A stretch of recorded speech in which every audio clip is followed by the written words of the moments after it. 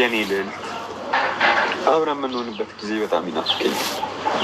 አትቸኩል፣ ሁሉም ነገር ቤት ሲሆን ልክ ነሽ። አልቸኩልም የኔ ቆንጆ፣ በጣም ነው የምወድሽ። ይህንን ግን አትርሺሽ። በቃ እኔ እንዴት አንተም ወደ ቤት ግባ። ዛሬ ግን እንደፈለግኩ ዘና ስላላደረኩሽ በጣም ይቅርታ። እከስሻለሁ። እሺ አታስብ። ለእኔ አንተ አጠገቤ መኖር በራሱ ትልቅ ነበር። በጣም ነው የምወድሽ። እሺ ማለቴ ብቻ ነኝ የኔ ቆንጆ።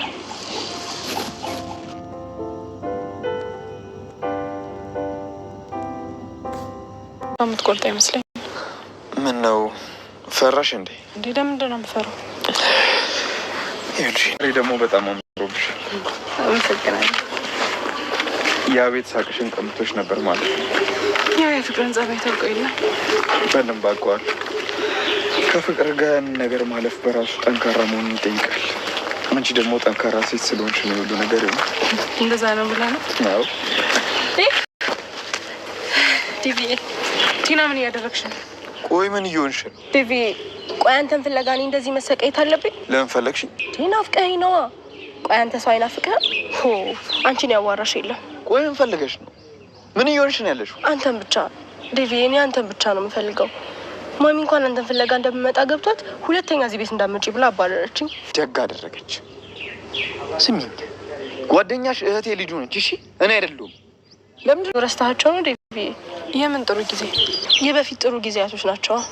ሁለታቸውን ከምታሳልፉት በላይ እኔና ዲቭ በጣም አሪፍ ጊዜ ያሳልፈናል። ቲና ቆይ አንቺ የእህቱ ጓደኛ ከመሆንሽ ውጭ ሌላ ግንኙነት ነበራችሁ? አረ በጭራሽ። እርግጠኛ ነህ ዴቭ? ከሊዶ በላይ ከዲቭ ጋር ነበር ግንኙነታችን አይደል እንዴ ዴቪ? ቲና ዝም ብለሽ የሌለ ነገር አቀባጥ። እሺ ከዛ ግን እኔ ቤት ልከራይልሽ እና አብረን ነው። ሳንጋባ አንድ ላይ መኖር አንችልም።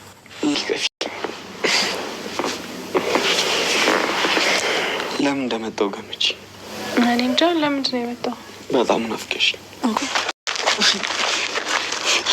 አንተ እኔን እንደማትፈልገኝ ምናምን የምትወረው አንተ እኔን አልፈልጋትም ትላለህ። ይቅርታ እባክህ ዘይድ። ሁሉም ነገር ያደረገልኝ እንዴት ነው? ለማንም ሳይናገር ሚስጥሬን ጠብቆ የተባበረኝ እሱ ነው። እንደዛ ከሆነ ታዲያ እሱ ለምን ከኛ ጋር ነበር? ያው ብቻችንን ጊዜ እንድናሳልፍ ስለፈለገ ነው። ናት ቲና። ወይ ማሚዬ፣ እዚህ ምን ትሰሪያለሽ? ማሚዬ አንቺን ልጠይቅሽ መጥቼ ነዋ። እንዴት ሆንሽ? ደህና ነሽ? ተሻለሽ? እኔ ምንም አይነት ማስመሰል አልፈልግም። አሹን ምንም ነገር እንዳትናገረው። ኧረ እኔ ምንም ነገር አልተናገርኩትም ማሚ። እዚህ የምትመላለሽ ምን ፈልገሽ ነው? ያው እኔ ወይ ዛሬ የአዴና የዴብ ድብብቆሽ አበቃለት። ወይ ውርዴት። እንደው ግን እኮ ጋይስ የድብብቆሽ ነገር እንደው የትም አያደርስም። አይገርምም? ወይኔ እዛ ቤት ውስጥ ባንዱ ሲዋሹ አንዱ ሲያታልሉ በዛ ሲሉ በዚህ ሲሉ ሲጀመር ሴትዮን ታውቃለች፣ ግን አውቃ የሆነ ገብቷት እንዳልገባት ነው ዝም ብላ ነገሮችን አለባብሳ የምትሄደውና እንግዲህ በዛ ሲሏት በዚህ ሲሸውዷት ምናምን ሁሉንም ትታው ነበረ ማለት ነው። እንግዲህ ዛሬ እንደውም ታስታውሱት ሆነ ቀደም ብላ ሩታ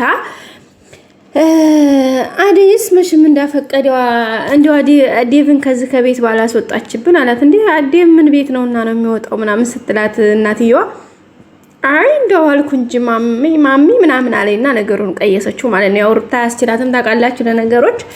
ከዛ በኋላ እንግዲህ አዴና ዴቭ አለማቸውን ሲቀጩ እናትየዋ ድረስ እንዴ ይሄኔ ነው መሸሽ እኔ እጄን ባፌን የጫንኩት ጋይስ፣ የእውነቴን ነው። የምር በጣም ነው የደነገኩት። ደግሞ ከሩቅ ነው ያየቻቸው። ከዛ እጅ ለእጅ ተያይዘው እጇን እያሻሸሱ ወዲያ ወዲህ ሲል ሸሽሽ ለጠለት ማለት ነው። ከዛ ሴትዮዋ እንዴ ብላ አይኗን አላመነችውም። ጠጋ ስትል መጨረሻ ላይ ጭራሽ ሊስማት አፍ ላፍ ልገናኙ ሲትሉ ድርስ ብላ እጇን ባፏ ራሷ ጫነይ ማለት ነው። ወይኔ እስኪ አሁን ሳምን ሊወፍ ይሆን? ምን ሊሉ ነው? በቃ እሱ ለትዬ እናገራለሁ ምናምን ሲል ለምን አትናገርም? እንደዛ የሚባል ነገር የለም። እንግዲህ ወደ ስራ ቦታም አትመለሽ፣ እኔ ባትመለሽ ደስ ይለኛል። ምክንያቱም ደግሞ የራስሽን ስራ ልጀምርልሽ ቤት እንከራይና አብረን ነው ምናምን ብሏል ነበረ አደይ። አይሆንም፣ አንደኛ አሁን ላይ ለቤተሰብ መናገር የለብህም። የመጀመሪያ ስሜን መቀየር አለብኝ። እሱ ምንድነው ሰራተኛ የሚለውን ስሜን መቀየር አለብኝ ብለዋል ማለት ነው። ምክንያቱም ዴቭ ራሱ ቤተሰቦቹ እንደማይቀበሉት ያውቃልና ችግር የለውም።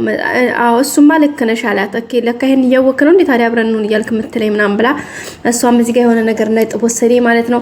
በነገራችን ላይ አዲያ አንድ ላይ ያልሆነ ቤት ተከራይተን ታስቀምጠኝ አልፈልግም ማለቷ እኔም አደንቃታለሁ። በቃ ማለት መሆን ያለበት እንደዚያ ነው። አታምንኝም እንደምናምን አላት። ነው ማመን አለማመን አይደለም፣ የእውነት ነው ለመናገር እሳትና ጭድ አንድ ቤት ነው አምናለሁ ምናምን ባል ነገር አለ እንዴ። እሷ ደግሞ በጓደኛዋ በለሊ ያየች ስለሆነ ትንሽ ከባድ ነው። ምክንያቱም ቤተሰብ ያልፈቀደበት ህይወት መጨረሻው አያምርም ብላ እሷም ነግረዋለች። ይሄው ለሊን እያየህ አይደለ?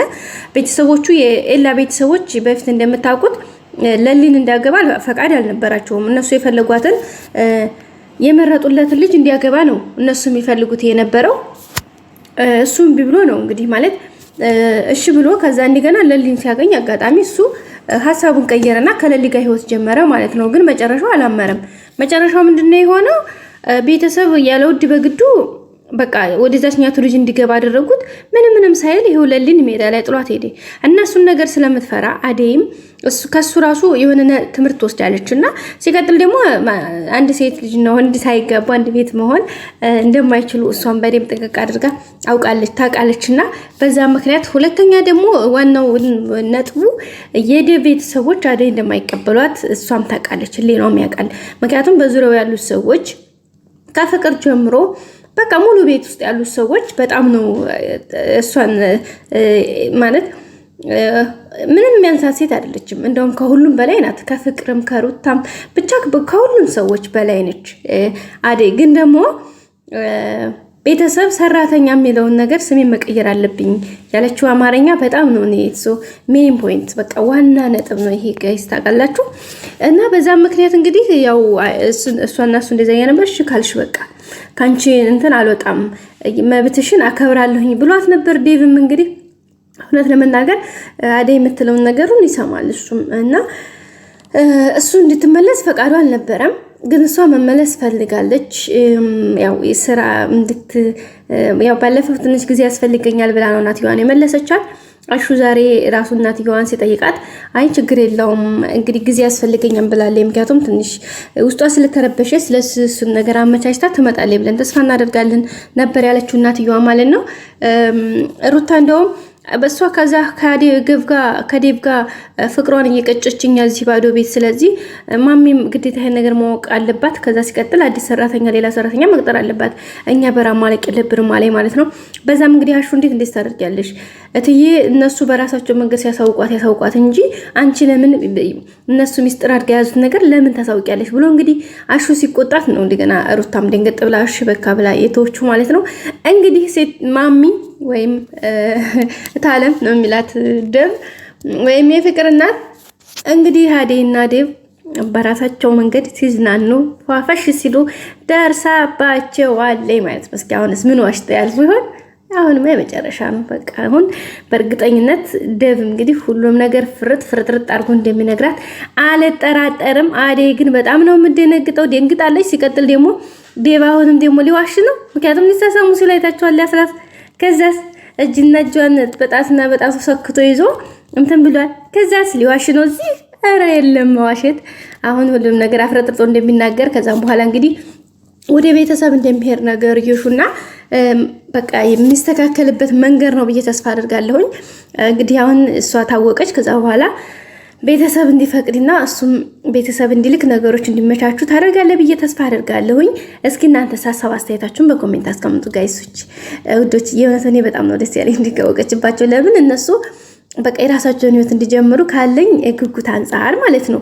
ምክንያቱም ተመልሳ አደይ እዚህ ቤት እንዲገባን አልፈልግም። ተመልሳ ብትገባ ሌላ ስቃይ ነው የሚሆንባት። ምክንያቱም ሩታ አለች። ሩታ እንኳን ችግር የለባትም። ፍቅር በቃ የበለጠ ነው አሁን በቃ ምክንያቱም አሹ ራሱ መጣ ብላ አሁን አሹን እያሰቃየች ነው ያለችው። ስለዚህ ከዚህ የበለጠ እንድትል አይፈልግም።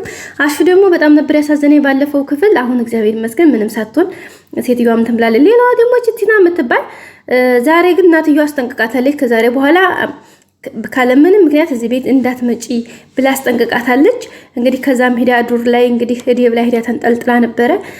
እንግዲህ ያው ታውቃላችሁ አዴ ብንም ደስ አይላትም እሷ ላይ ስትንሰጥልና ከዛ ጭራሽ ምን ብላ ብትዋሽ አሪፍ ነው ለማጣላት ማለት ነው።